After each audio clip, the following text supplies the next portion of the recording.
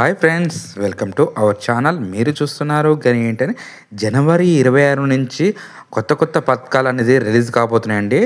రైతు భరోసాపై, కొత్త రేషన్ కార్డులపై మన ప్రభుత్వం గొప్ప తీర్పు ఇచ్చిందండి. ఇది ఎలా అప్లై చేసుకోవాలి, మనకి ఎప్పటి నుంచి రైతు భరోసా వస్తుంది, రేషన్ కార్డు ఎక్కడ తీసుకోవాలి, మనకి ఎప్పటి నుంచి వస్తుంది అనే దాని గురించి ఈరోజు ఈ వీడియోలో తెలుసుకుందామండి.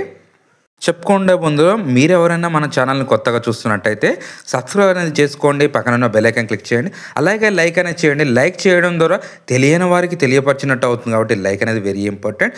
జనవరి 26 నుంచి రైతు భరోసా మనకి 3 ఎకరాలు 2 ఎకరాల లోపు ఉన్న వాళ్ళకి ముందు అంజలో మనకు పడుతుంది అనేసి చెప్తున్నారు.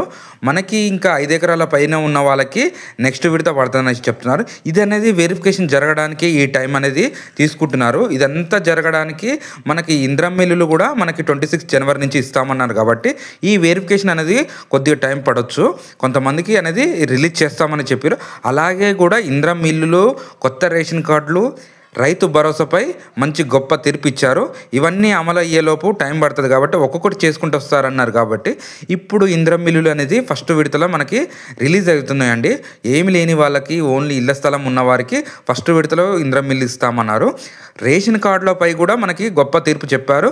రేషన్ కార్డులు అనేది కూడా మనకి 26 నుంచి స్టార్ట్ కాబోతుందండి. ఇప్పుడు సర్వే అనేది అయిపోయింది కాబట్టి రైతు భరోసాపై కూడా మనకు గొప్ప తీర్పు వచ్చింది కాబట్టి రైతు భరోసాపై కూడా మనకి ఈ 26 నుంచి పడుతుంది అనేసి కూడా చెప్తున్నారు. ఫస్ట్ వెరిఫికేషన్ అన్నారు, నెక్స్ట్ ఇవి చేస్తామన్నారు.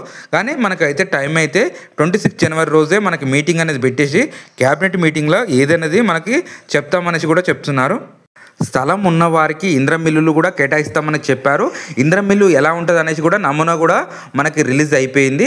ఆ ఇంద్రం మిల్లు అనేది కూడా మనకి ఈ 26 జనవరి లోపు మనకు ఆ లిస్ట్ అనేది వస్తుంది. ఆ లిస్ట్లో ఎవరికైతే శాంక్షన్ అయిందో, ఎవరైతే అర్హులు ఉన్నారో వాళ్ళందరికీ ఇండ్లు ఇస్తామనేసి చెప్పారు.